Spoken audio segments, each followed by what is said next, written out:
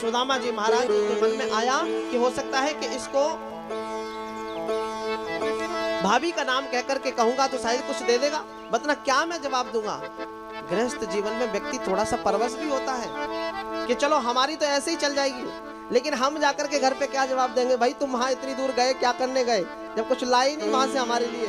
तो व्यक्ति परवश होकर के वैसे कभी किसी से कुछ नहीं मांगेगा, लेकिन विवाह हो जाए तो संकोच करते हुए भी धीरे से मांग लेगा।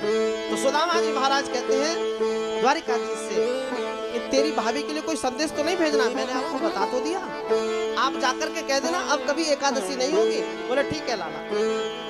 चल दिए। और जैसे ही 7वीं डोरी को उतरते होते दूसरी डोरी पे आए, तीसरी पे आए हैं और तीसरी पे भगवान ने आवाज लगाई, सुदामा भैया, ए सुदामा भैया। सुदामा जी बोले शायद अब कछु लगे दया आ गई, या कि कंजूसी कछु कम है गई, अब कछु देनो चाहे। तो बुलाया है सुदामा जी महाराज को। बोले भैया आप यहाँ पर बड़े आनंद पूर्वक रहे, आप हमारे यहाँ इस राजसी द्वारिका में रहे तो आप राजसी वस्त्र पहन करके रहे, अब आप जा रहे हो तो आप अपने वस्त्रों को पहन लो। तो कहते हैं राजसी वस्त्र भी उतरवा लिए, उतरवा करके सुदामा जी को उन्हीं की धोती फटी लुटी दुपट्टी पहना दी। और जैसे ही पहनाई तो सुदामा जी को गुस्सा आ गया। बोले कन्हैया तूने जो हमको दियो है भगवान तो 100 गुना करके दे।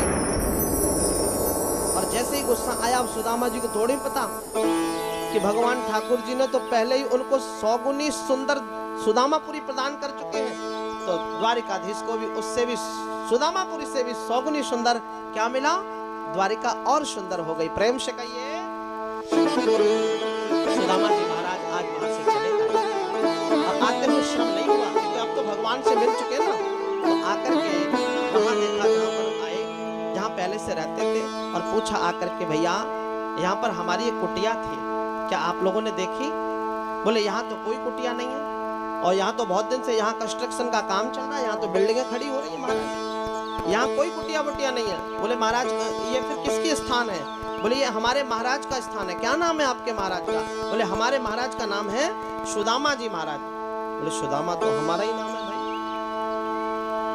तो बोले सुदामा जी महाराज अभी हैं? बोले नहीं अभी नहीं है, अभी तो वो द्वारिका गए हैं, अभी तो केवल माता जी के ही संरक्षण में ये सारा कार्य चल रहा है। अच्छा तो कब लौट करके आएंगे? बोले पता नहीं, जैसे ही ठाकुर जी से मिलेंगे तुरंत लौट करके आ जाएंगे। बोले अच्छा ये बताओ आपकी महारानी का नाम क्या है? बोले हमारी महारानी का नाम है सुशीला। सुदामा जी चकरा गए, नाम मेरा सुदामा है, मैं ही द्वारिका गया था और ये कह रहा है मेरी महारानी का नाम सुशीला है और मेरी पत्नी का भी नाम सुशीला है, तो एक बार देखूं तो सही, क्या भैया मैं आपकी महारानी से मिल सकता हूँ? बोले हाँ प्रभु बिल्कुल मिल सकते हो, महारानी हमारी बड़ी दयालु है। जाकर के द्वारपालों ने सूचना दी महाराज कोई वृद्ध गरीब ब्राह्मण आए हुए हैं और वो आपसे मिलने की बात करते हैं। बोले ठीक है कोई बात नहीं। सुशीला ने ऊपर से ही झांक करके देखा है, अपने अटारी से ही झांक करके देखा है कि नीचे सुदामा जी महाराज खड़े हैं और आवाज लगाई है, अरे सुदामा जी महाराज। और जैसे ही ऊपर देखा है, आपने मुझे पहचाना नहीं? सुदामा जी देख करके सुशीला को चौंक गए, क्योंकि सुदामा जी की जो सुशीला जी थी वो तो बिल्कुल पतली पतली सी थी, कृशकाय थी, गरीबी से त्रसित थी, लेकिन जब धन की संपन्नता आई ना तो तन की भी संपन्नता आ गई। अभी तक कृशकाय थी, अब धन संपन्न हुई तो तन संपन्न भी थोड़ी मोटी भी हो गई और दिखने में भी थोड़ी सुंदर लगने लगी। अब सुदामा जी ने जैसे ही देखा सुशीला को और उन्होंने कहा कि सुदामा जी आप ही हमारे पति हैं। सुशीला हम तो तेरे को बहुत पतला छोड़ गए थे, लेकिन तू तो दिखने में बड़ी सुंदर लगती है। और बड़े प्रेम से कहा है सुशीला तेरे दो चुटीला, तेरे ये सुंदर सुंदर अटीला, धन्य है ठाकुर जी की माया। सुदामा जी महाराज को ले जा अंदर लेकर के गई हैं और सुंदर सिंहासन पर बिठाया है और बिठा करके सुदामा जी महाराज से निवेदन किया है कि प्रभु आज आप क्या पाएंगे? ये सब हमारे प्रभु की कृपा है, करुणा है उनकी, उन्हीं के आशीर्वाद से सब कुछ हमें प्राप्त हुआ है। तो सुदामा जी महाराज कहते हैं सुशीला यदि तुम मुझे खिलाना ही चाहती हो तो आज सोने की थाली में, चांदी की कटोरी में हीरे जवाहरात की दाल बनाओ हैं? और सोने की रोटी बनाओ, चांदी की चटनी बनाओ और उनको मुझे खिलाओ ला करके। सुशीला कहती है प्रभु आप कैसी बात करते हैं, ये कौन खाता है?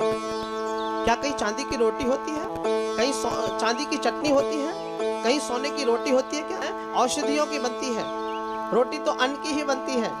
तो बोले सुशीला फिर काहे को इतनी मेहनत करने की आवश्यकता थी, फिर क्या जरूरत थी मुझे इतना श्रम कराने की, जब तुझे रोटी वही अन्न की ही खानी है।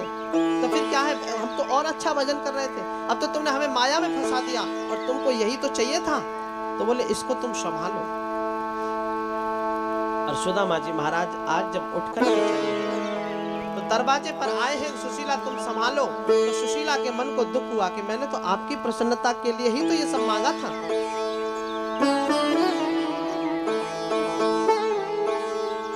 आप ही जा रहे हैं तो हम भी क्या करेंगे। नेत्रों से आंसू आ गए। सुदामा जी महाराज निकलते जा रहे हैं, पीछे से आवाज लगाई है, अरे सुदामा भैया, ए सुदामा भैया।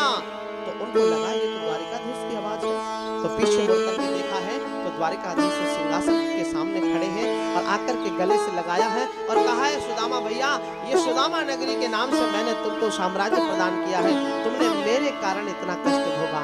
यदि तुमने वो माता के दिए हुए चने खुद न खाए होते तो शायद मैं भी दरिद्री होता। तुमने सच्चे मित्र होने का एक रिश्ता निभाया, एक नाता निभाया कि वो सारे चने श्रापित थे कि जो कोई खाएगा वो दरिद्री हो जाएगा, और आप ऐसा जानते थे।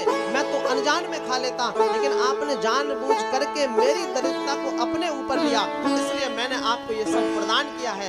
आज मित्रता हो तो ऐसी हो। प्रेम से कहिए, एक बार जोर से बोलिए, बोलिए भक्तवत्सल भगवान की जय हो।